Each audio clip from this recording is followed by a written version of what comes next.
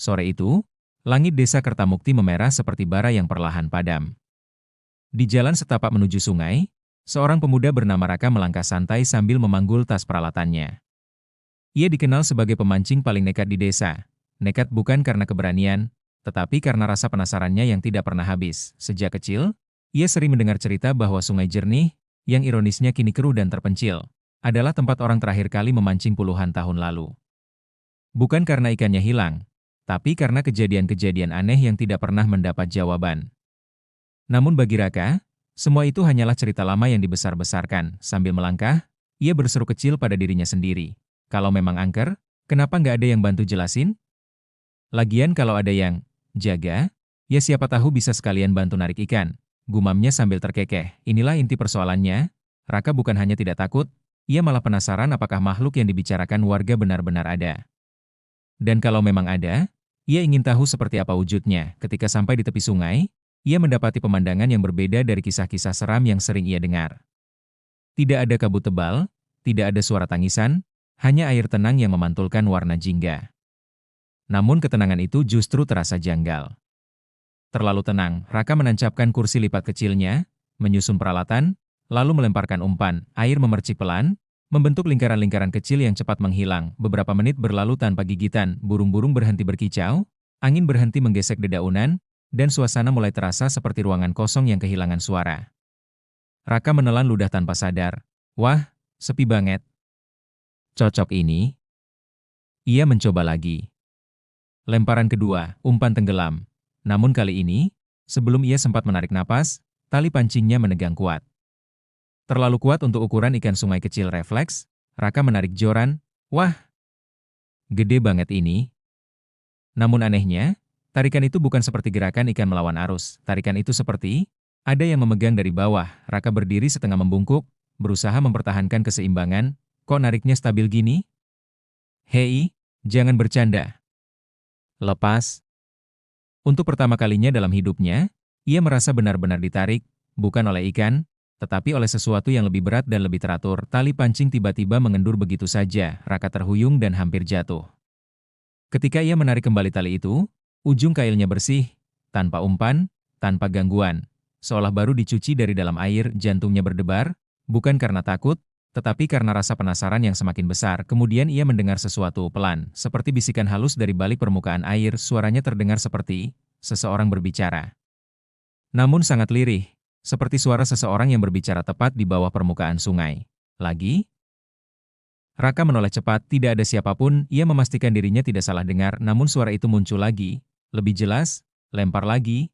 Raka menghela napas panjang. Wah, kalaupun ini halusinasi, keren juga. Daripada lari, ia justru mengambil umpan lagi dan melemparkannya kembali ke tengah arus. Beberapa detik kemudian, sesuatu menarik tali pancingnya sekali lagi, kali ini lebih lembut, seperti seseorang yang sedang memberi tanda, bukan menantang. Raka tersenyum tipis. Kalau kamu beneran ada, bantuin sekalian yang besar ya. Dan tepat setelah ia berkata begitu, air di tengah sungai bergulung pelan, seolah ada sesuatu yang baru saja bergerak naik dari bawah, bukan ikan, bukan arus. Tapi sesuatu yang membuat udara di sekitar sungai terasa lebih dingin dari sebelumnya. Raka menegakkan tubuhnya, mata tidak berkedip. Ia tahu, apapun yang menemaninya di sana, baru saja mulai memperlihatkan diri. Namun ia masih belum takut, bahkan, ia merasa seperti sedang diajak bekerja sama oleh sesuatu yang tidak terlihat. Sungai kembali sunyi, tapi kini, suasananya berbeda, penuh ekspektasi, penuh tanda tanya. Sekaligus seperti ada yang mengawasi dari bawah permukaan air, dan di tepi sungai itu, Raka merasakan sesuatu yang membuatnya lupa bernapas, bahwa ia mungkin bukan satu-satunya yang ingin mancing. Sore itu, sungai jernih kembali diam setelah gelombang aneh itu mereda. Udara terasa lebih lembab, lebih berat, seolah ada lapisan halus yang menutup seluruh area. Raka mengambil posisi duduk, namun tubuhnya tetap tegang. Ia berusaha terlihat santai, padahal pikirannya sedang berputar, bukan karena takut, tetapi karena rasa penasaran yang semakin menebal. Ia menatap air yang memantulkan warna jingga keemasan. Kalau memang ada yang bantu, gumamnya pelan, coba kasih tanda lagi. Tak butuh lama. Permukaan sungai bergetar tipis, seperti ada sesuatu yang naik tepat di bawah titik lemparannya. Tidak keras, tidak mengejutkan, justru teratur, seperti gerakan seseorang yang sedang memanggil perhatian. Raka menggenggam joran lebih erat. Serius ini? Dan tiba-tiba, Tali pancing itu bergerak. Bukan ditarik ke bawah, tetapi digoyang perlahan, seperti ada yang memegang ujungnya dan mengajak bicara. Gerakan itu tidak menyeret, tidak mengancam, lebih seperti sapaan. Setelah beberapa detik, goyangan itu berhenti, kemudian terdengar suara lirih. Kali ini bukan dari air, melainkan dari arah semak-semak di belakangnya. Masih sendiri? Raka sontak menoleh. Suara itu pelan, namun jelas. Bukan suara perempuan, bukan laki-laki, lebih seperti suara orang yang berbicara dari kejauhan, namun berdiri sangat dekat, tidak ada siapapun di belakangnya, hutan kecil itu kosong. Angin pun tidak bergerak, ia menelan ludah, lalu menjawab seadanya, "Iya, kalau kamu mau bantu ya silakan." Entah kenapa, kata-kata itu justru membuat suasana menjadi lebih sunyi, suara burung hilang. Daun berhenti bergetar. Sungai seakan berhenti bernapas, tiba-tiba, kerak, sebuah ranting patah di balik pepohonan. Raka berdiri refleks, jantungnya berdegup semakin cepat, namun bukannya lari, ia justru maju beberapa langkah ke arah sumber suara. Di antara sela-sela batang pohon, ia melihat bayangan. Tingginya tak lebih dari seorang dewasa, berwujud samar dan bergerak pelan seperti kabut yang sedang mencari tempat bersembunyi. Bayangan itu tidak menakutkan, tetapi juga tidak wajar. Setiap gerakannya terasa seperti tidak menyentuh tanah. Raka menarik napas. "Kamu yang bantu narik tadi?" Bayangan itu berhenti, kemudian mengarah ke sungai, seolah memberi jawaban tanpa suara. Raka melangkah mundur dan kembali ke tempat duduknya. "Oke, kalau memang kamu mau bantu, kita mancing bareng." Ia melemparkan kail sekali lagi dan dalam hitungan detik, lebih cepat dari sebelumnya, tali pancingnya menegang keras, lalu melengkung ke bawah seperti sedang menarik sesuatu yang berat. Kali ini gerakannya tidak lembut, tidak teratur, tarikannya liar, seperti ada yang memaksa Raka untuk berdiri. Pelan, pelan. Raka menahan joran dengan kedua tangan, tapi tarikan itu begitu kuat sampai kakinya terpaksa maju setengah langkah ke arah air. Selama beberapa detik, keadaan begitu intens. Sungai tidak menunjukkan permukaan apapun yang aneh, namun tarikan itu seperti berasal dari sesuatu yang bukan ikan, sesuatu yang lebih besar, lebih berat, lebih berkuasa, dan mendadak. Tarikan itu hilang, tali mengendur begitu cepat hingga Raka hampir kehilangan keseimbangan. Ia menghela napas, antara lega dan bingung. Ini, bukan ikan kan? Namun sebelum sempat berpikir lebih jauh, suara lirih itu terdengar lagi, kali ini lebih dekat. Lebih jelas, "Bantu, ambil." Raka tercengang. Ambil apa? Ikan? Atau, air sungai bergelombang perlahan, sebuah benda gelap muncul ke permukaan. Tidak besar. Tidak terang. Hanya sebuah bentuk kecil yang mengapung, bergerak mengikuti arus. Raka mendekat, menunduk, itu terlihat seperti potongan kayu panjang. Namun bentuknya terlalu halus untuk sekedar batang pohon. Ia meraih dengan tangan kirinya, tapi sebelum menyentuh, benda itu terseret ke arah kanan dengan kecepatan aneh, seolah ada tangan tak terlihat yang menariknya menjauh. Raka terdiam, ada pola, ada maksud, dan apapun itu, jelas tidak sedang berusaha menyakitinya. Setidaknya belum, namun tiba-tiba, dari balik pepohonan, terdengar langkah kaki berjalan cepat, bukan langkah bayangan sebelumnya. Ini suara nyata. Berat. Tergesa, Raka sontak menoleh. Seorang pria tua dengan tongkat kayu muncul dari balik semak. Napasnya cepat, wajahnya pucat, dan matanya melebar saat melihat Raka di tepi sungai. "Anak muda," teriaknya dengan suara bergetar. "Kamu ngapain di sini?" Raka mengangkat joran. "Mancing, Pak." "Kenapa?" Pria tua itu melangkah mendekat, wajahnya berubah semakin tegang. "Kamu sudah dipanggil. Kamu harus pergi sebelum." Ia terhenti, matanya tertuju pada titik di belakang Raka, tepat di arah permukaan air. Raka memutar tubuh, dan ia melihatnya. Sebuah tangan pucat muncul setengah dari permukaan sungai, bukan terangkat, tetapi melayang horizontal tepat di bawah air, seolah sedang meraba-raba mencari sesuatu yang jatuh. Udara mendadak menusuk dingin. Pria tua itu mundur sambil berbisik ketakutan. Dia sudah bangun, dan dia mengira kamu mau bantu dia. Namun Raka tidak mundur, ia hanya menatap. Tangan itu, matanya terpaku, pikirannya berputar cepat. Ia sadar sekarang, sungai ini bukan hanya angker, sungai ini menyimpan seseorang yang menunggu bantuan. Dan entah kenapa, ia memilih Raka. Di tengah ketegangan itu, tangan yang berada di bawah permukaan air bergerak perlahan ke arah Raka. Semakin dekat, dan semakin jelas bentuknya. Bagian dua pun berakhir di sana, dengan udara yang membeku dan pertanyaan besar yang belum terjawab. Tangan pucat itu bergerak perlahan di bawah permukaan air, seolah mencari sesuatu yang penting. Raka berdiri diam, membiarkan rasa dingin merambat melalui tubuhnya. Bukannya lari, ia justru menunduk sedikit, ingin melihat bentuk tangan itu dengan lebih jelas.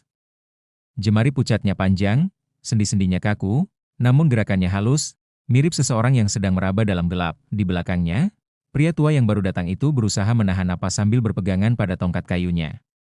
Wajahnya sangat tegang, tapi matanya tidak lepas dari tangan tersebut. "Raka, jangan dekat-dekat," ucap pria itu dengan suara lirih. Dia salah paham. Dia pikir kamu orang yang dulu. Raka menoleh setengah. Orang yang dulu? Maksudnya siapa? Pria tua itu menggigit bibir bawahnya, seolah menahan sesuatu yang sulit untuk ia ceritakan. Pemancing terakhir yang datang ke sungai ini. Dia tidak pernah kembali. Raka menelan ludah, tapi bukan karena takut, lebih karena semakin penasaran. Kok bisa saya disangka dia? Pria tua itu membuka mulut hendak menjawab, tapi suara dari arah sungai mengalihkan perhatian mereka, geraman halus. Bukan suara manusia, bukan binatang, seperti suara seseorang yang sedang berusaha bicara dari dalam air. Tangan pucat itu berhenti bergerak, kemudian perlahan-lahan tenggelam kembali, menghilang ke dalam gelapnya arus sungai. Raka menghela napas, lega sekaligus kecewa. Namun ketenangan itu tidak berlangsung lama. Permukaan sungai tiba-tiba naik turun, seolah ada sesuatu yang berjalan di dasarnya. Bukan arus biasa. Itulah gerakan yang membuat setiap helai rambut di tengkuk Raka berdiri. "Pak, kalau memang bahaya, kenapa dia tadi narik pancing saya pelan?" tanya Raka sambil menatap pria tua itu. Pria itu mendekat, menatap mata Raka dengan perasaan campur aduk. "Karena dia tidak ingin menyakitimu," ucapnya lirih. "Dia butuh bantuan. Dan sejak dulu, hanya pemancing yang dia pilih." Raka menunduk memikirkan kata-kata itu. Butuh bantuan? Dari manusia? Di sungai seperti ini? Namun sebelum ia bisa melanjutkan pertanyaan, pria tua itu menambahkan, "Kalau kamu lihat sesuatu di sungai, apa saja, jangan sentuh langsung dengan tanganmu." Dia mudah salah paham. Raka membuka mulut ingin bertanya lagi, tapi air sungai bergerak kembali, kali ini lebih pelan, lebih teratur, dan sesuatu muncul dari dalam air, namun bukan makhluk, bukan bayangan, melainkan sebuah benda kecil yang hanyut ke permukaan, tersangkut di aliran tenang tepat di depan Raka. Raka mendekat dengan hati-hati. Benda itu terlihat seperti kayu tipis berbentuk gelang, sangat tua, namun masih utuh. Di permukaannya ada goresan-goresan kecil seperti bekas ukiran, meski bentuknya sudah tidak jelas lagi. Pria tua itu langsung berbisik panik, "Jangan sentuh." Raka berhenti. "Ini milik dia," lanjut pria tua itu. "Dulu, pemancing terakhir yang hilang pernah menunjukkan benda itu padaku sebelum." Ia terdiam sejenak, menelan ketakutannya sendiri. Dia bilang benda ini tiba-tiba muncul dari sungai dan ada suara yang meminta dikembalikan. Raka memandang benda itu lama, lebih lama dari seharusnya.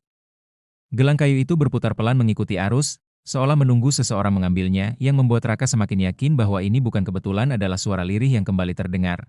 Sangat halus, hampir seperti hembusan angin. "Kembalikan." Raka merinding, suara itu bukan ancaman, lebih seperti permintaan. Rintihan, pria tua itu memegang lengan Raka dengan cengkeraman kuat. Dia ingin gelang itu kembali. Tapi gelang itu bukan untuk kita sentuh. Itu miliknya, dan dia tidak suka kalau manusia ikut-ikut. Raka mengangkat wajah, menatap pria tua itu dengan serius. "Kalau memang miliknya, ya harus dikembalikan, kan? Kalau itu bisa bantu dia istirahat atau apapun, kenapa harus dibiarkan begitu saja?" Pria tua itu menarik napas berat, lalu menurunkan suaranya, "Kamu tidak mengerti. Yang dia minta dari pemancing sebelumnya bukan hanya mengembalikan gelang itu. Dia minta ditemani. Dia minta ditemui." Raka mengerutkan dahi. "Ditemui? Maksudnya, turun ke sungai?" Pria tua itu mengangguk sangat pelan, seolah takut manapun mendengarnya. Dia tidak bisa naik sepenuhnya. Dia menunggu seseorang yang mau turun. Dan pemancing terakhir, dia memenuhi permintaan itu. Raka memandang sungai yang tenang itu lama, banyak hal yang mulai masuk akal. Tarikan tali. Bisikan halus. Bayangan yang mengawasi, dan sekarang gelang yang muncul tiba-tiba. Sungai ini bukan hanya tempat angker, ada seseorang, atau sesuatu, yang menunggu sesuatu diselesaikan. Dan untuk alasan yang belum ia pahami, sesuatu itu memilihnya. Namun sebelum percakapan mereka berlanjut, air sungai bergoyang sekali lagi. Gelang kayu itu tiba-tiba bergerak ke arah Raka, melawan arus, seperti didorong dari bawah. Pria tua itu mundur, wajahnya memucat. Dia sudah mendengar semua yang kita bicarakan. Arus menjadi lebih cepat, gelang itu menyentuh batu kecil di depan kaki Raka, berhenti tepat di sana seakan menunggu untuk diambil. Raka berdiri diam, sungai seperti menahan napasnya, udara bergetar halus. Raka sadar ia harus memilih, pria tua itu berbisik ketakutan, jangan sentuh. Sekali kamu ambil, dia tidak akan melepaskanmu. Namun dari bawah permukaan air, sebuah suara lirih terdengar lagi. Lebih jelas, lebih dekat. Tolong, kembalikan. Raka menatap gelang itu tanpa berkedip, dan di balik kecemasan yang mulai tumbuh, ada satu hal yang ia rasakan dengan jelas. Gelang kayu itu masih tergeletak di batu licin, seolah menunggu keputusan Raka. Air di sekelilingnya tenang, namun ketenangan itu justru terasa seperti tekanan yang mendesak dari segala arah. Langit mulai gelap, warna jingga sore berangsur memudar, mempertegas suasana yang semakin menegang. Pria tua itu berdiri sedikit jauh, wajahnya pucat ketakutan. Raka, aku mohon. Jangan ambil. Kamu tidak akan bisa kembali kalau dia sudah mengincarmu. Namun Raka tidak menjawab. Matanya terpaku pada gelang itu. Ia tidak merasakan ancaman, tidak merasakan niat jahat. Yang ia rasakan hanya permintaan yang tulus, entah dari makhluk apa, entah dari seseorang yang terjebak. Ia membungkuk perlahan, tapi berhenti sebelum tangannya menyentuh permukaan gelang. Pak, sebenarnya apa yang terjadi sama pemancing sebelum saya? Tanyanya tanpa mengalihkan pandangan. Pria tua itu terdiam lama, seolah memilih kata dengan hati-hati. Kami menyebutnya Surya, akhirnya ia berkata. Dia sering memancing di sini. Dia orang baik, ramah. Sama seperti kamu, dia tidak percaya dengan cerita angker tentang sungai ini. Raka mengangguk. Lalu, suatu sore, benda itu muncul. Sama persis seperti yang terjadi padamu. Pria tua itu menelan ludah. Surya mengira ada orang yang butuh pertolongan di dasar sungai. Dia mencoba membantu. Dia turun, dan tidak pernah muncul lagi. Raka mengernyit. Tidak pernah muncul? Tidak ada jejak sama sekali? Pria tua itu menggeleng lemah. Kami menemukannya hanya satu hal, jorannya tersangkut di tepi batu. Itu saja. Raka memandang gelang itu dengan pikiran yang berputar cepat. Jika benar Surya dipanggil, mungkin bukan dimangsa, maka ada sesuatu yang terjadi di bawah sana. Sesuatu yang belum selesai, tetapi sebelum ia bisa menyimpulkan apapun, air sungai bergelombang tipis. Dari permukaan yang sunyi itu muncul bayangan samar, tidak berbentuk jelas, namun cukup untuk membuat udara terasa lebih dingin. Bayangan itu tidak mengancam, justru tampak seolah menatap Raka, diam, menunggu. Dia, menyesal, gumam pria tua itu dengan suara bergetar. Makhluk itu tidak berniat membunuh Surya. Dia hanya ingin ditemani. Tapi, pria tua itu menunduk, manusia tidak bisa bertahan lama di dunia mereka. Raka menghela napas panjang. Kalau dia menyesal, kenapa dia masih minta ditemui? Pria tua itu menatap Raka dengan mata berkaca, karena dia sendirian di sana. Karena Surya tidak kembali dalam cara apapun. Dia terjebak. Dan makhluk itu mungkin berharap kamu bisa menggantikan kehilangannya. Raka terdiam cukup lama, ada rasa takut, tentu. Tapi lebih dari itu, ada rasa iba yang muncul dalam dirinya. Sesuatu yang ia sendiri tidak mengerti. Ia tidak mengenal Surya, ia tidak mengenal makhluk itu. Namun kisah kesepian dan penyesalan yang terjebak di dasar sungai itu terdengar terlalu menyedihkan untuk diabaikan. Gelang itu tiba-tiba bergerak sedikit, seperti digeser oleh arus. Padahal arus air tidak berubah. Raka mengangkat wajah, bayangan di bawah permukaan bergerak pelan, melingkar, seolah memberi tanda. Tolong, terdengar suara lirih itu lagi lebih jelas. Lebih dekat, suara yang bukan berasal dari tenggorokan manusia, tetapi juga bukan suara yang ingin melukai. Raka menelan napas. Apa dia ingin saya turun ke sungai? Pria tua itu menghentakkan tongkatnya ke tanah. Tidak. Kamu bahkan tidak tahu apa wujudnya. Kamu tidak tahu dunia apa yang ada di bawah sana. Surya juga bilang begitu, dia ingin membantu. Tapi dia tidak pernah kembali. Raka menjauh sedikit dari sungai, memproses ucapan itu. Namun sebelum ketakutannya bertambah, bayangan di air bergerak lebih cepat, dan sebuah suara terdengar, lembut namun penuh rasa kehilangan. Bukan, turun. Raka dan pria tua itu sama-sama tersentak. Raka memfokuskan pendengarannya, makhluk itu tidak meminta ia turun, tidak seperti hati Surya dulu. Suara lirih itu bergema lagi. Bawa, pulang. Raka mengerutkan dahi. Bawa pulang? Bawa apa? Gelang itu bergerak sedikit, Seperti memberi jawaban, pria tua itu menghela napas panjang. Wajahnya berubah dari takut menjadi bingung. Jadi, bukan manusia yang dia inginkan. Dia ingin gelang itu kembali ke tempat asal. Raka perlahan berdiri. Tempat asal? Di mana itu? Pria tua itu menggeleng lambat. Kami tidak tahu. Karena pemancing sebelumnya tidak pernah sempat bertanya. Air sungai menjadi lebih tenang, bayangan di bawah permukaan bergerak mundur perlahan, meninggalkan permukaan, namun auranya masih terasa, hampa, menunggu. Raka menatap gelang itu lagi dalam hitungan detik, dia memahami sesuatu, makhluk itu bukan mencari teman, ia mencari penutup, sebuah penyelesaian, sesuatu yang tertinggal dan tidak bisa ia sentuh sendiri. Raka menunduk. Kalau saya ambil, apa dia akan mengikuti saya? Pria tua itu menjawab jujur, ya. Tapi bukan untuk melukai. Dia akan memastikan gelang itu dibawa ke tempat yang benar. Raka terdiam, dan di tengah keheningan itu, suara dari air terdengar sekali lagi, paling jelas sejak ia tiba di sungai. Tolong, bantu saya kembali. Kata itu, kembali, membuat bulu kuduk Raka berdiri, ada kesedihan, ada harapan, ada kepasrahan. Raka memejamkan mata sejenak, kemudian membuka perlahan, ia tahu apa yang ia pilih. Dengan tangan yang sedikit gemetar namun penuh tekad, Raka meraih gelang kayu itu, udara di sekitarnya berubah, dingin, tetapi lembut, sungai bergoyang, seolah menghela napas. Lega. Pria tua itu mundur beberapa langkah, tidak percaya apa yang ia lihat. Kamu benar-benar mengambilnya? Raka berdiri tegak, menggenggam gelang itu erat, namun di saat yang sama, sesuatu bergerak di dasar sungai, sebuah bayangan besar, perlahan muncul ke permukaan, tidak meloncat, tidak mengancam, muncul dengan tenang, seperti seseorang yang hendak mengucapkan terima kasih. Raka mematung, pria tua itu memucat sepenuhnya, dan saat permukaan air berkerut, sesuatu mulai memperlihatkan wujudnya. Permukaan sungai beriak pelan.